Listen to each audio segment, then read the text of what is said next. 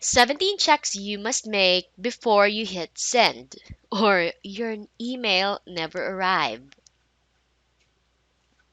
Most marketers focus on creating emails that their audience will be excited to read. Obviously, that's a big key to building a responsive, profitable list. But here's something else. You need to make sure that your emails get to their intended recipients. After all, if your emails aren't getting delivered, then no amount of good copywriting or building relationships will help you generate sales. So, with that in mind, check out these 17 things you need to do before you hit the send button. Number 1, review an email spam score. Many email service providers let you check an email's spam score directly from the dashboard. This is a tool that lets you see if you've inadvertently created an email that's going to trigger spam filters. For example, if you so much as make a joke about Viagra, even in the context of an otherwise innocuous email, the spam score will go up because so much spam centers on Viagra and other pharmaceuticals. For example, if you so much as make us a joke about if you so, for example, if you so much as make a joke about Viagra, even in the context of an otherwise innocuous email, the spam score will go up because so much spam centers on Viagra and other pharmaceuticals. If your email service provider doesn't let you check the spam score, then you can use a third-party tool like mailtester.com. Next up, check your sender score. Now, another check you'll want to make periodically is your sender score. This is a score that shows the overall reputation of your email address or domain. Now, if you end up with a bad score, this site gives you tips on how to improve it so that your emails end up in the intended recipients' inboxes. Now, just go to the link senderscore.org. Next up, educate readers about whitelisting. Now, many people have inboxes that require them to whitelist an email address in order for the email address to arrive in their inbox versus a spam or bulk email folder. However, many people also have no idea what whitelisting, what. Number 3, educate readers about whitelisting. Now, many people have inboxes that require them to whitelist an email address in order for the email address to arrive in their inbox versus a spam or bulk email folder. However, many people also have no idea what whitelisting, why they need to do it, or how to do it. Now, with that in mind, you'll want to tell new subscribers to whitelist your email address. Otherwise, they won't receive your emails. Now, you can then give them instructions for popular email clients such as Gmail, Yahoo, and similar. Just be sure you're also following sender guidelines in order for your emails to get to inboxes. Now you can search more info about Gmail's sender guidelines. Now next up, use a reputable ESP. Now a good third-party email service provider will devote considerable resources to complying with laws, whitelisting their IP, and generally improving deliverability. That's why you'll want to choose an email service provider that prides itself on deliverability like Aweber, GetResponse, iContact, and similar. Now, number 5, optimize your opt-in process. Now, there's two things to keep in mind. Number 1, Set the right expectations regarding what sort of content people will receive. For example, if someone is signing up to receive a lead magnet from you, then make it absolutely clear that they are also going to receive email from you. Indeed, you can frame the follow up emails as a benefit in that they'll get ongoing training and recommendations for trusted resources. Number two, select the confirmed opt in process. That way, only people who want to be on your list will be there, and you don't have to worry about nefarious people adding spam trap emails to your list, which would automatically get you blacklisted everywhere the next time you send an email. Next, send targeted email only. Now, every once in a while, you might be tempted to email something that's not entirely targeted. For example, maybe your really good friend had a fire destroy their home, so you set up a GoFundMe to raise money for the family. Naturally, you want to reach as many people as possible, so you're tempted to send the fundraiser to your list. And don't do it. Now, if, for example, your newsletter is about weight loss and you send out this untargeted fundraiser, you're likely to have people hit the spam button your email. Now, it doesn't matter if it's for a good cause, a good friend, or anything else. Just avoid sending untargeted emails in order to protect your sender reputation. Number seven, offer options to subscribers. Now, the idea here is to let your subscribers decide what sort of emails they receive from you and how often they receive them. You can offer these preference options when the new subscriber is signing up, plus, you can offer them again when someone is unsubscribing. As sometimes people don't want to unsubscribe, they just want less email. For example, let's suppose you send 3 emails per week to subscribers. You can give them the option of receiving all 3 emails per week, or one email or digest per week, or only the most important emails, which may be 2 or 3 per month. One email digest for every month. That's just an example. Then you can set up options that work for your list. So the end result? Fewer unsubscribes and fewer people getting overwhelmed and hitting the spam button. Number 8, clean your list. I've mentioned this before in another guide.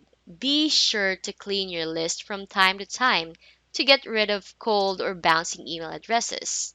That's because a lot of bounced emails will ruin your sender score, so it's good to clean them out monthly.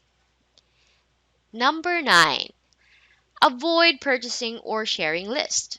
Now, the big problem with purchasing an email list is that it may contain a spam trap, which are email addresses that spam activists plant all around the internet. And whenever someone sends a commercial email to one of these spam trap addresses, the sender gets blacklisted. It's difficult to get off these lists, so protect yourself by only gathering emails yourself from your website and avoid purchasing lists. Secondly, don't share lists with your joint venture partners. If a recipient doesn't recognize the sender, they'll hit the spam button and your sender score will plummet. If you want to work with JV partners, then offer to place advertisements in your newsletter, as allowed by your privacy policy, rather than giving others access to your list. Likewise, don't engage in co-registration practices. And this is where you let subscribers check a box on the opt-in form to join more than one list at a time, such as your JV partners list. Problem is, a lot of subscribers don't realize that they're subscribing to multiple lists. So they end up clicking the spam button on emails coming from unrecognized lists.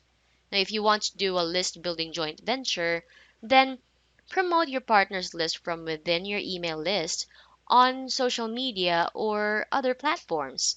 That way, subscribers know exactly what they are signing up for, which creates a cleaner list. Next up, stay on top of email best practices.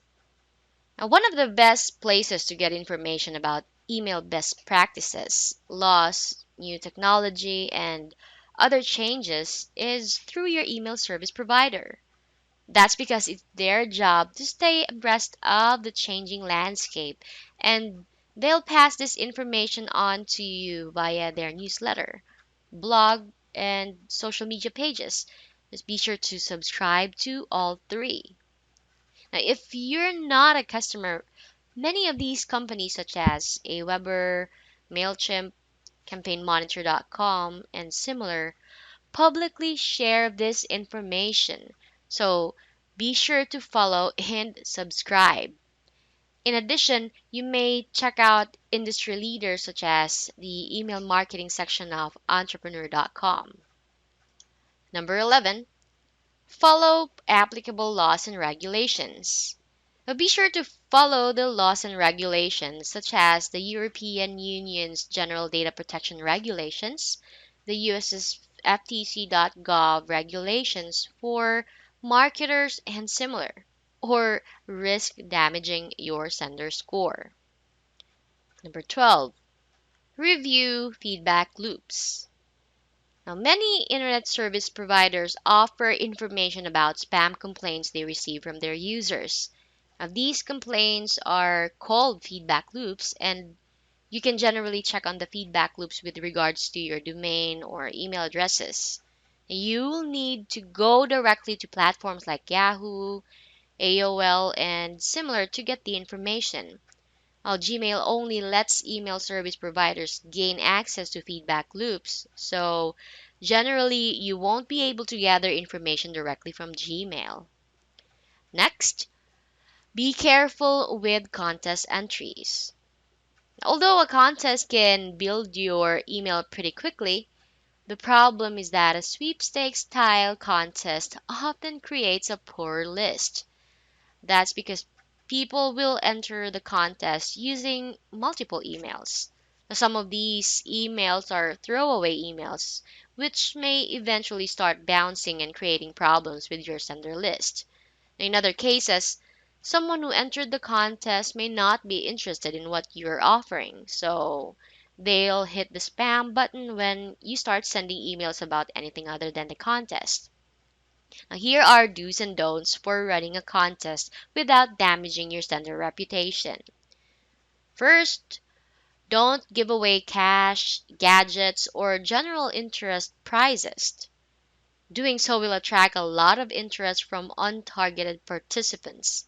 Instead, offer prizes that are of interest to people in the niche, such as your products.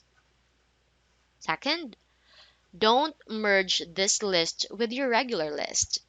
Keep it separate or segmented so that you don't risk contaminating your regular list.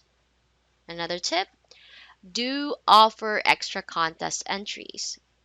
For example, you can use a tool like rafflecopter.com, which lets you give contestants extra contest entries for sharing your content on their social media pages.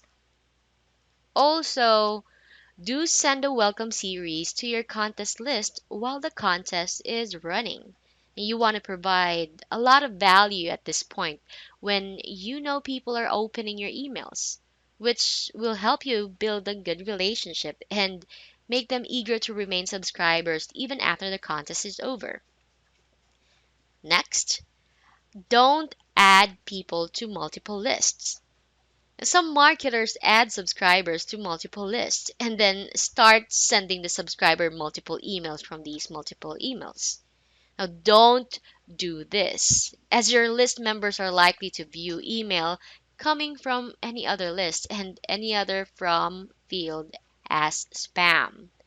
Instead, segment your list. You can then send targeted content to your different list segments, but they all come from the same sender. same from field. But this also ensures you are not overwhelming prospects with multiple welcome series emails and promos. Number 15, email on a consistent schedule. Oh, before you even set up your mailing list, decide how often you'll email your subscribers and make this information known on your lead page as well as in your welcome series. Then stick to the schedule, being sure that you are sending emails consistently and regularly. For example, once per week. Now, the reason this is so important is because emailing your list sporadically or erratically tends to generate spam complaints. If you're emailing sporadically, people will forget that they ever signed up for your list. They'll forget your name and branding. So when they see you promoting something, they'll hit that spam button. Now, the point is, keep your name in front of your audience and provide a lot of value so that subscribers remember you and are eager to open every email you send. Next, check Blacklist. Now, is your domain on any blacklist? If so, your emails aren't going to get to their intended recipients. That's why you'll want to check the blacklist, which you can do using mxtoolbox.com/blacklist.aspx. And finally, create test emails. Now, another way to monitor your email campaigns for potential problems is to join your own list using a variety of emails, such as Yahoo, Gmail, and similar. Now, check your sending list to see what sort of emails your subscribers use so that you know what types of emails to test. You can start by testing the opt in process to see if the initial confirmation email gets to your inbox with these different platforms. You can then monitor these different email addresses every time you send an email, which will alert you to any potential problems with the platform. In conclusion, deliverability is an important part of managing your mailing list. As you just discovered, there are several steps you can take to protect your sender reputation and ensure your emails reach their recipients. That's why you'll want to put these 17 tips and ideas to work to boost the number of your emails that land in inboxes rather than spam folders.